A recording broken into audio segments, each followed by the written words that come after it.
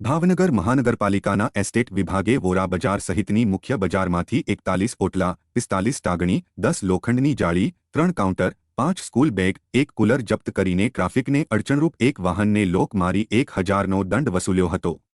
આ સાથે marketing yard પાસે અસ્થાયી દબાણો 9 લારી, 2 લોખંડના દરવાજા, 50 કેરેટ, 10 છત્રી અને 1 ટેબલ જપ્ત કરવામાં આવ્યું હતું। મહાનગરપાલિકાના દબાણ હટાવ સેલ દ્વારા આ સાથે બોરતળાવ વિસ્તારમાં ડાયવર્ઝનને નડતરરૂપ 2 લારી, 2 ગેસના બાટલા, 3 ટેબલ, 1 ચકડોળ, 5 બોર્ડ અને 1 વાહન લોક કરવામાં આવ્યું હતું। ત્યારે ગઢેચી વડલાથી 1 કેબિન, 2 કેરેટ અને 1 બોર્ડ જપ્ત કરવામાં આવ્યું હતું।